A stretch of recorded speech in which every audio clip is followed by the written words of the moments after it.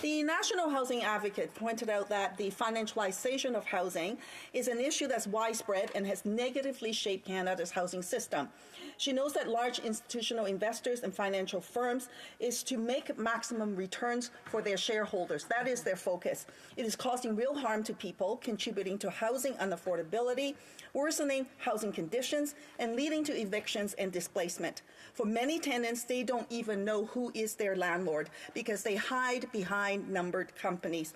Will the minister do as the Housing Advocate recommends and track the ownership of financialized housing stock? The Honourable Minister of Housing. Mr. Chair, I want to thank the Honourable Member for the important question, and I agree with her that speculative investments in real estate are contributing to pushing housing prices higher.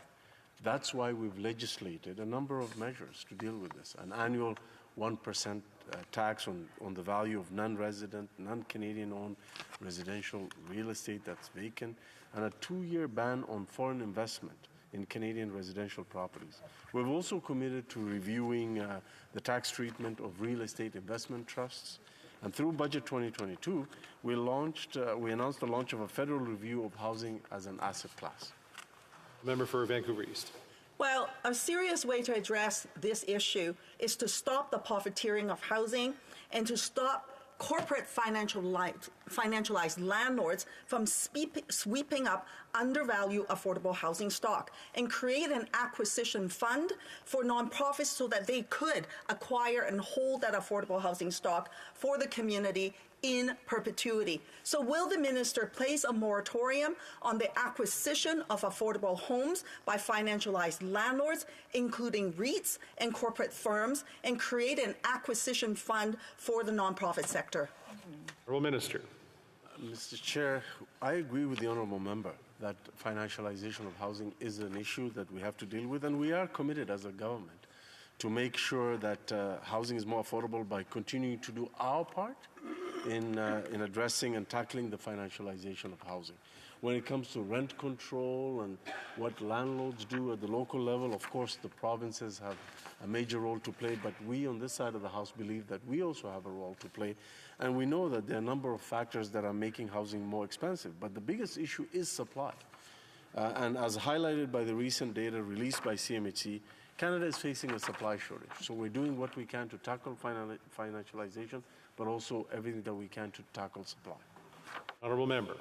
Minister should know what he needs to do is to put a moratorium in place and to create an acquisition fund for nonprofits so that they can get into the market to purchase the housing units, like what British Columbia is doing, by the way, and the federal government has not done that. The Housing Advocate said the government has a really important role to play in creating an acquisition fund so that no market actors such as housing co-ops and nonprofits and social housing can purchase properties for sale before they are financialized. It means the nonprofits will be able to guarantee the affordability in perpetuity. The Housing Advocate call for this creation of community wealth instead of individual wealth. Does the minister agree with that, and will he act on her sound advice?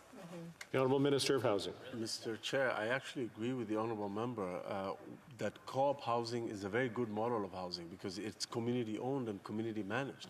And we know that co-op housing is a good model for affordable community-owned, community-managed housing. That is why we are investing $1.5 billion to build the first new co-op units in 30 years. And because we understand that we need a healthy mix of housing, we need community-owned housing, we need more affordable housing units, and $1.5 billion to build new co-ops in partnership with organizations like the Co-op Housing Federation is the right way to go, and that is why we put that significant amount of money in place to make sure that we continue to supply more affordable housing units through the co-op model. The Honourable Member for Vancouver East. Well, the minister says he agrees with me. When is he going to announce that they will put a moratorium in place? Honourable Minister. As I said, Mr. Chair, there's a number of factors that lead to making housing more expensive and to contribute to the challenges facing Canadians. One of them is financialization, but the second one is supply, and we're taking measures to deal with both, Mr. Chair. The Honourable Member. He didn't answer the question, so the answer is no. He can't pretend he agrees with me and then do nothing. When is he going to announce an acquisition fund? The Honourable Minister. Our whole national housing strategy is geared towards helping nonprofits and those who are dedicated to increasing affordable housing, as the member has spoken about, to get help from the federal government so that they can build more affordable housing units for Canadians. The Honourable Member. Sorry, wrong. The National Housing Strategy is missing the mark, and the Auditor General has pointed that out. In fact, they don't even know what they're doing, and they're developing housing that's not helping those most in need. Ministers should read the Auditor General's report. Real estate investment trusts enjoy preferential tax treatment so that because they do not pay the corporate tax rate. The 7 largest real estate investment trusts alone have saved a combined $1.5 billion through federal tax loopholes. The Parliamentary Budget Officer estimates that the federal government will lose another $300 million in taxes over the next 4 years. Will the federal government stop rewarding real estate investment trusts for pushing out long-term tenants and jacking up housing prices and end their special tax treatment and make them pay their fair share? The Honourable Minister. Mr. Chair, I'm really perplexed with the logic of the honourable member. She says that our national housing strategy is not really doing anything on the ground. Contrary to that, I can report back to the honourable member that we have actually invested to create almost 500,000 units, either repaired or built, 500,000 units, and supported over almost 2 million Canadian households. That's the impact that the National Housing Strategy has had on this country since we came into office. And in terms of the real estate investment trusts, we are taking the matter seriously, and that's why we launched a federal review of the tax treatment of real estate investment trusts. Honourable Member. Well, actually, it's the Auditor General who's actually done the report. The minister should read that, by the way. And when he says they've launched a review, the clock is ticking. The units are being lost. For every 1 unit that the government builds, we lose 15. Wow. That is the reality of the crisis, the magnitude of the crisis that we're faced with today, Mr. Speaker. And the government says they're doing a review. Get on with it. Implement what is needed. The Housing Advocates Table reports for the minister. All he has to do is act. Now, I want to turn to a different issue. The Mayor of Edmonton met with the Prime Minister and Minister of Finance regarding their $277 million Indigenous housing plan. The Prime Minister and Minister of Finance promised that they would have the federal government's support, and CMHC is aware of that. Now the Liberals are reneging on their promise. Worse still, they're blaming the NDP because they say the NDP wanted to see a meaningful action on a for Indigenous, by Indigenous, urban rural northern housing strategy. Now, to be clear, the NDP absolutely want that.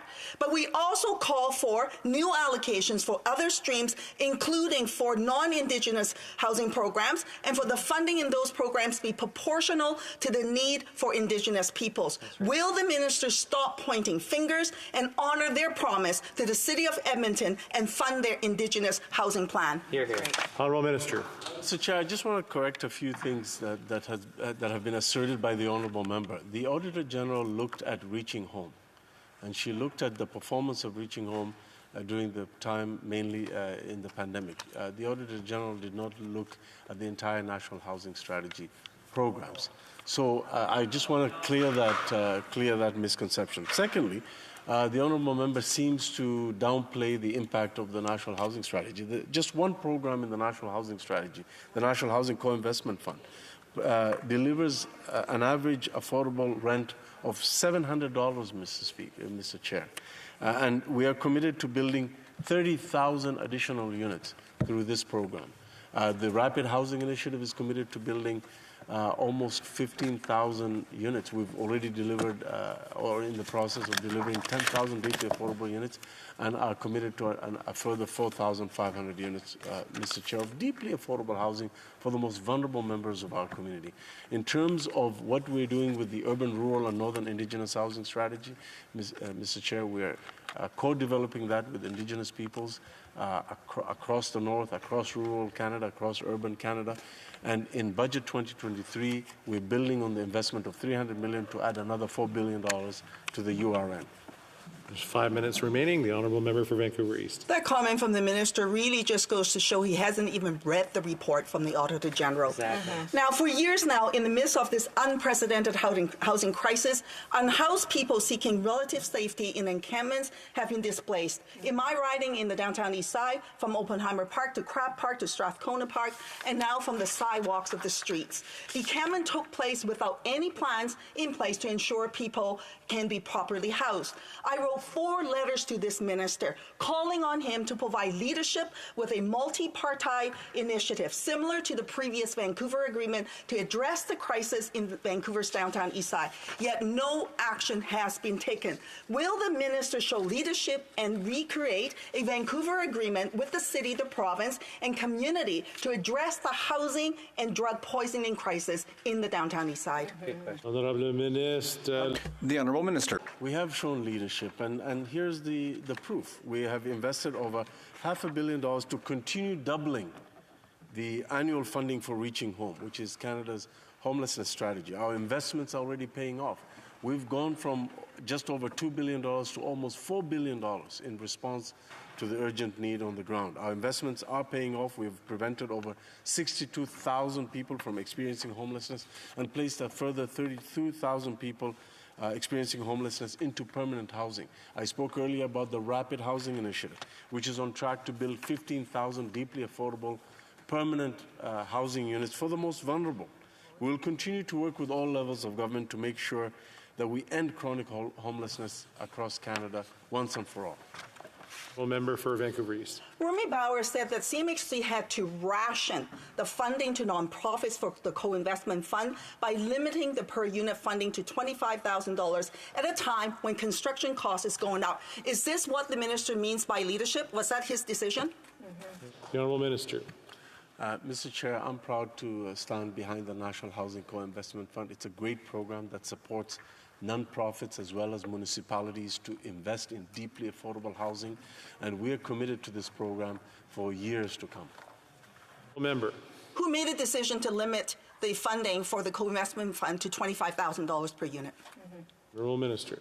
Mr. Chair, this is a program that delivers deeply affordable housing every day right across the country, and we're committed to continuing to invest in this program. And in fact, we've brought $2.9 billion forward from future years to this year. Honourable Member for Vancouver East. Well, if it's such a good program, and so why is the minister working to kill the projects within it with that $25,000 limit per unit? And why didn't the government actually put in new allocation to the co-investment fund in budget 2023 instead of robbing Peter to pay Paul with a reallocation from the repair component of that stream? Exactly. Why won't the government invest the real money that's necessary to make that program a success? Yeah. 2 minutes remaining. The Honourable Minister. Mr. Chair, doubling Reaching Home from $2 billion to $4 billion is real money. Putting $1.5 billion in new money in co-ops is real housing money. Putting $4 billion on top of the $300 million for a dedicated urban, rural, and northern Indigenous housing strategy is real money. Bringing forward $2.9 billion in the National Housing Co-Investment Fund so that we can deliver more deeply affordable housing is real money. That's our track record, and I'm proud of our government's work on this in this space. Vancouver East. Proud of the fact that the housing crisis is getting worse and worse under their watch. From coast to coast to coast, it doesn't matter what city you're in cities big or small, there is a major housing crisis. And what the government is doing is not working. That is the reality. Listen to the people on the ground, walk the streets, open your eyes, come to my community in the downtown east side, and I'll show you how desperate the situation is, and people are dying, Mr. Speaker. So stop with the message box and get on with the program to doing what's needed. Now, on the housing benefit, why did the government, in the middle of the delivery of the program in February of this year, put in a new requirement that's not in legislation that prevented people who are on income assistance, who had their rent directly paid from the government to their landlord, not eligible for the housing benefit? Yep. Remaining 30 seconds. The Honourable Minister. We are the only order of government that is responsible for encampments, that is responsible for addressing municipal issues and provincial issues. We're doing our part, as I said, Mr. Chair, from doubling from $2 billion to $4 billion in addressing homelessness Mr. Chair. But we are committed to doing our part, and while encampments fall under the jurisdiction of provinces, territories, and municipalities, we're committed to working with our partners to do everything that we can to save lives.